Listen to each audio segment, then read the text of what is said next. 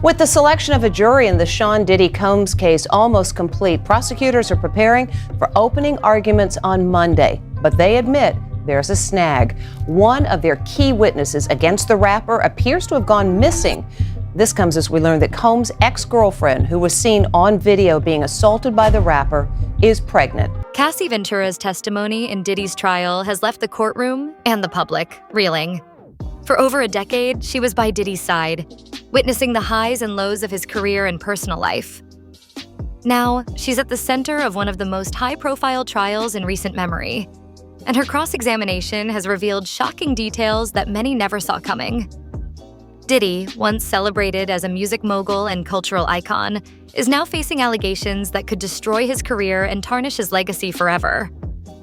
The name of victim number 3 was going to be revealed when she took the stand, but the woman has apparently gone missing, and prosecutors say they've been unable to reach her. People just get nervous, and this person could just be nervous and just has had second thoughts. If the prosecutor can't find this witness, how might it affect the case?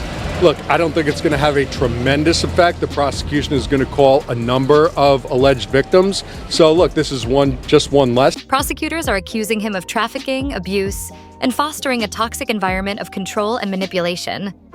Cassie's testimony has become the backbone of their case, offering a rare glimpse into the private life of one of the most powerful figures in entertainment. But during cross-examination, Diddy's defense team launched an aggressive effort to discredit her, presenting old messages, emails, and intimate conversations in an attempt to challenge her claims. What unfolded in court was a spectacle of emotions, allegations, and revelations that raised more questions than answers. Well, it takes a lot, Sophia, as you know, because the allegations in this case range from like 2004 to 2024. So this has been going on for 20 years, and they're finally getting around to charging him now and trying now. That's because it's so difficult to get people who are not afraid to come forward. This person was powerful, they were rich, they had a lot of influence, they were allegedly violent. So all of those things add up to making it very difficult for investigators to get people to talk to them about these.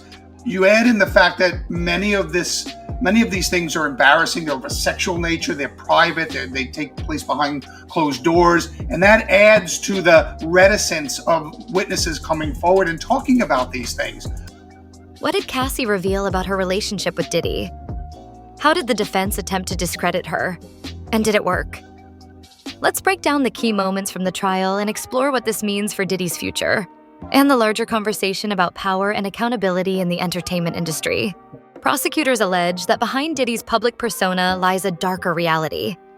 They claim he used his power and influence to manipulate and exploit those around him, creating an environment where people felt pressured, controlled, and even endangered. So investigators have to do a lot of long, hard work in getting these witnesses to trust them, number one, to make sure they feel like they are being treated, not as a pawn in a game to get Diddy, but as people that really care, that the prosecution cares about these people.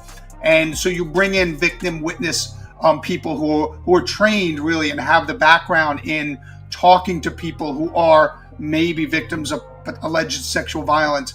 And so you bring in specialists that kind of can talk to people like that and get them to open up about these things and to trust the investigators and trust the prosecutors, that they're just not going to be thrust into a situation.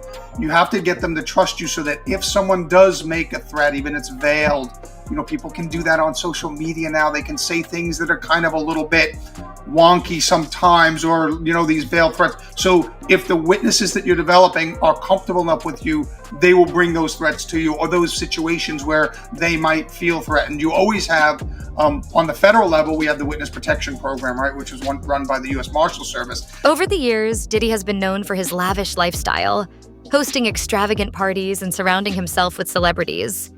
But prosecutors argue that these events were far from harmless. The allegations against him are serious: trafficking, financial misconduct, and abuse of power. These claims don't just threaten his career, they could lead to significant legal consequences, including prison time. The stakes are enormous, not just for Diddy, but for the entertainment industry as a whole.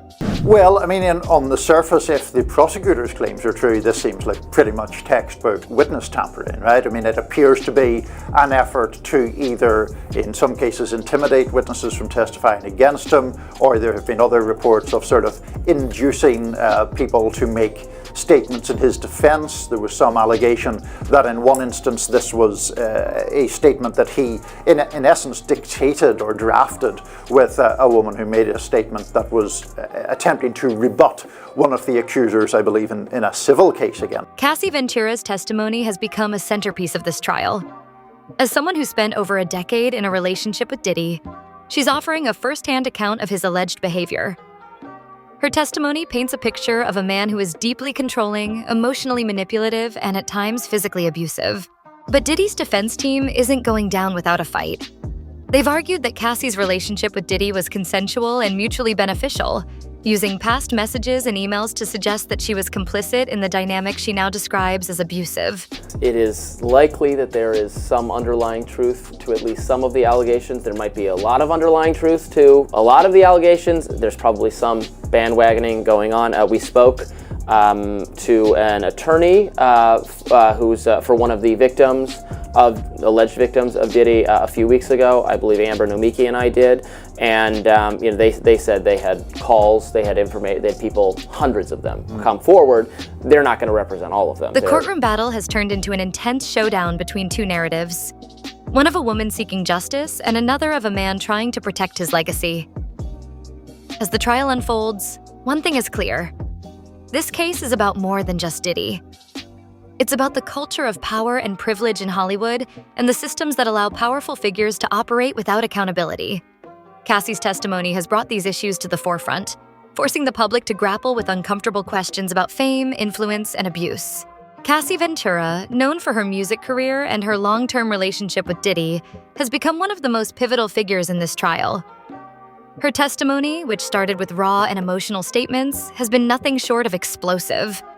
For over 11 years, Cassie was Diddy's partner, a relationship that was often glamorized by the media, but according to her, was filled with manipulation, control, and emotional turmoil.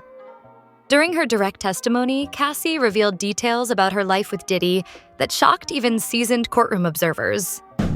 I think you want somebody who wants to serve, someone eager to serve, because that suggests that person might be inclined toward a celebrity like Diddy. I would also, in this case, I would want men, not because men support abuse, but I could see this being very difficult for women jurors. I would want younger jurors as well. I don't know that older jurors would.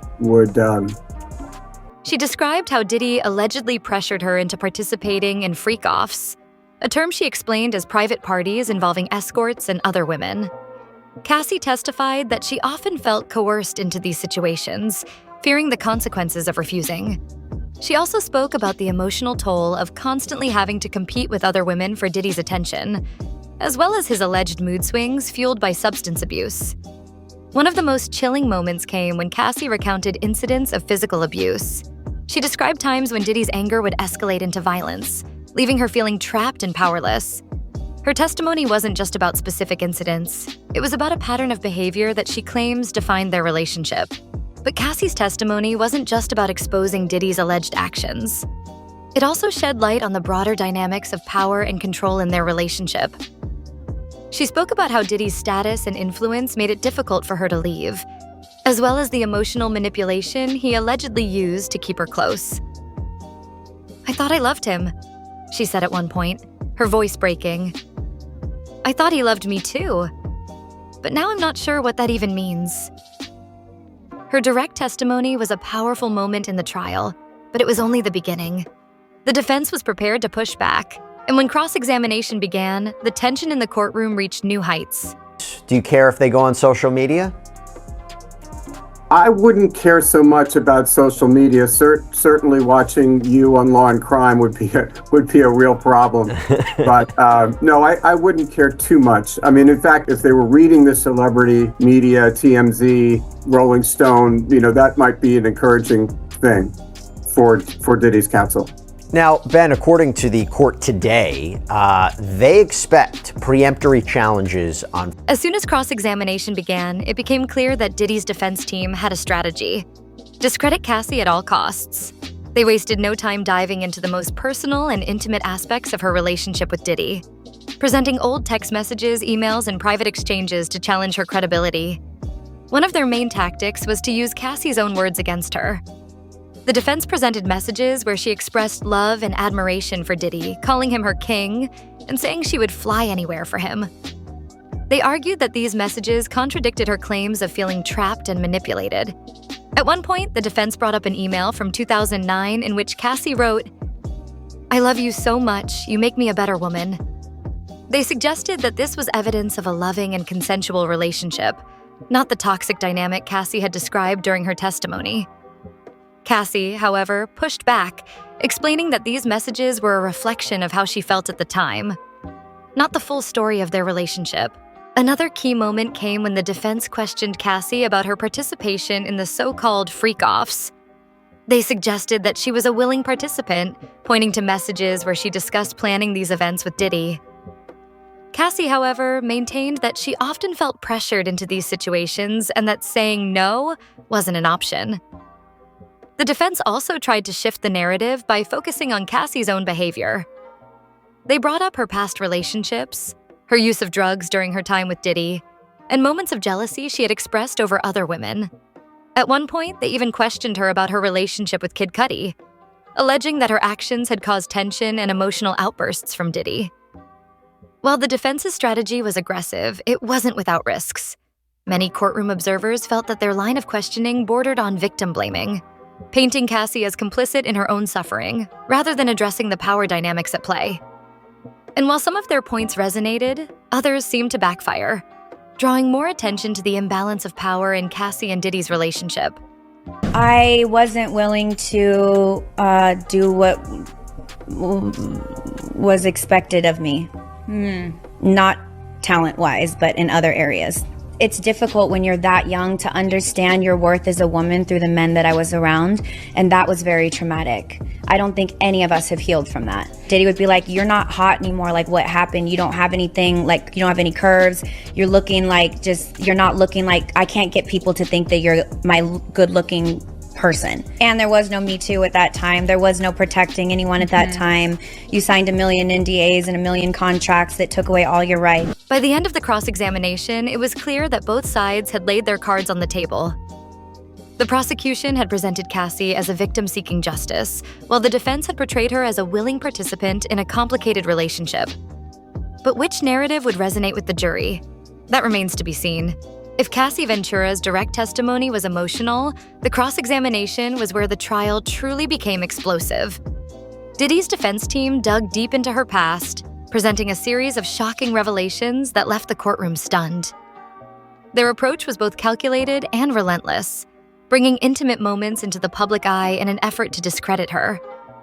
One of the most talked about moments came when the defense introduced explicit text messages between Cassie and Diddy.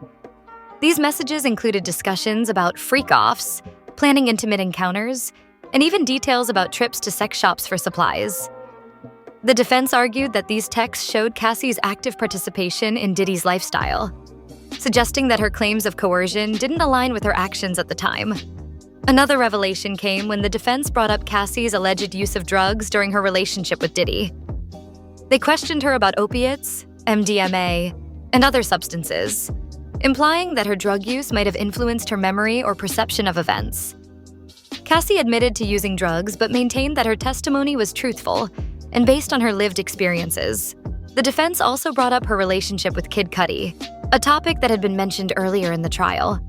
They suggested that Cassie's infidelity had triggered some of the arguments and emotional outbursts she described in her testimony. In one particularly intense moment, the defense referenced an incident where Diddy allegedly became violent after discovering her communication with Kid Cudi. Cassie confirmed the incident, but emphasized that it didn't justify Diddy's behavior. Well, a lot of these rappers, a lot of these industry people, anybody who does business nowadays with the internet, they have NDAs, non-disclosure. That means that if you work for them, you around them, you can't disclose any of the information about them. It's the same thing that he gave to all his artists. Perhaps the most unsettling part of the cross-examination involved the defense's focus on Cassie's private moments with Diddy. They read out texts where she expressed love and affection, bringing up emails and messages where she described Diddy as her king and herself as his queen. While the defense framed this as evidence of a consensual and loving relationship, Cassie argued that these moments were complicated, shaped by a mix of genuine affection, fear, and manipulation. For many observers, this line of questioning felt invasive and dehumanizing. While the defense succeeded in drawing attention to inconsistencies in Cassie's narrative, they also risked alienating the jury by focusing so intensely on her personal life. The revelations from the cross-examination were shocking, but they also raised deeper questions about power, consent, and control in relationships like the one Cassie described. As the details of Cassie's testimony and cross-examination made their way into the public sphere, the trial became a full-blown media spectacle. Social media platforms lit up with debates about the case, with hashtags like #DiddyTrial and #Justice for Cassie trending on Twitter. Fans, critics, and commentators all weighed in, offering their opinions on everything from Cassie's credibility to Diddy's defense strategy. On Reddit, forums like R&R Entertainment and R&R Hip Hop, heads were flooded with discussions about the trial. Some users praised Cassie for her bravery in coming forward, calling her testimony a powerful moment of accountability in an industry that often protects its most powerful figures. Others, however, questioned her motives, pointing to the defense's claims that she willingly participated in Diddy's lifestyle for years. TikTok, too, became a hotspot for trial content. Clips of courtroom exchanges, analysis from legal commentators, and user-generated theories about the case went viral, drawing millions of views. Many TikTok creators highlighted the power dynamics in Cassie and Diddy's relationship, framing the trial as a larger conversation about abuse and control in Hollywood. Meanwhile, traditional media outlets reported on every development in the trial, dissecting the testimony and cross-examination with the intensity of a soap opera. Headlines focused on the explicit details of Cassie's relationship with Diddy, often sensationalizing the most salacious parts of her testimony. For better or worse, the trial had become more than a legal battle. It was a cultural phenomenon. The public reaction wasn't limited to online spaces. Celebrities, activists, and industry insiders began speaking out. The day will come when we will name names other than Sean Combs, and there's a lot of names. It's a long list already. And of course, I already know who some of these individuals are, but because of the nature of this case, we're going to make damn sure that we're right before we do that. But the names that we're going to name, assuming that our investigators confirm and corroborate what we've been told, are names that will shock you. With some offering support for Cassie and others defending Diddy. The trial also reignited conversations about the entertainment industry's culture of secrecy, with many calling for greater accountability for those in positions of power. But the media frenzy wasn't without consequences. For Cassie, the intense scrutiny added another layer of difficulty to an already painful experience. For Diddy, the trial represented a fight not just for his freedom, but for his reputation and legacy.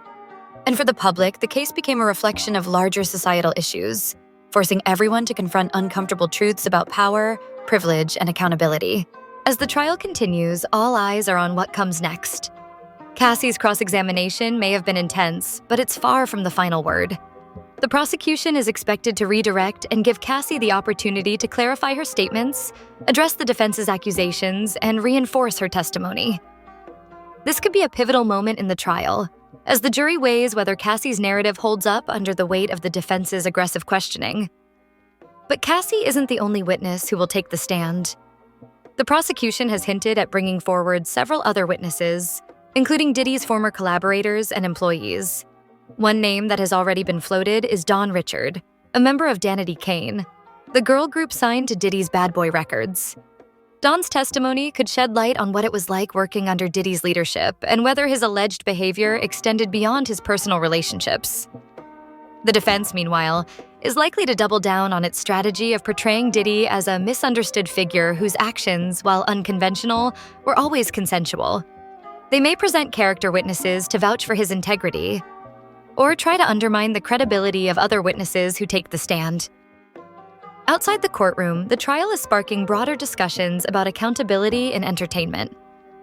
Industry insiders are wondering whether this could mark the beginning of a larger reckoning, similar to the Me Too movement. Will other celebrities, artists, or employees come forward with their own stories? There is an explosive new lawsuit that I'm going to break down for you, filed by a man named Joseph Manzaro in Florida. And this is actually in Florida federal court. So he is actually identifying himself in this lawsuit. He's not using a pseudonym. And he claims that he is a survivor of human trafficking and sexual exploitation, and more specifically, as outlined in the complaint, quote, plaintiff was drugged, transported against his will, and sexually maimed as a victim of a coercive and organized criminal enterprise beginning in 2015, orchestrated and facilitated by the defendants. The pattern of threats, concealment, manipulation, and psychological coercion persisted for years, extending the statute of limitations under federal tolling doctrines. Now, here is the kick. And if so, how will the industry respond? The stakes couldn't be higher for Diddy. His empire, spanning music, fashion, and business, is built on his carefully curated image as a cultural icon. But if the prosecution succeeds in convincing the jury, that image could crumble, leaving behind a legacy tainted by scandal. For Cassie, this trial is about more than just justice. It's about reclaiming her voice after years of silence. The next phase of the trial promises to be just as dramatic as what we've seen so far. Will Cassie's testimony hold up under scrutiny? Will other witnesses reveal new, damning information? And ultimately, how will the jury respond?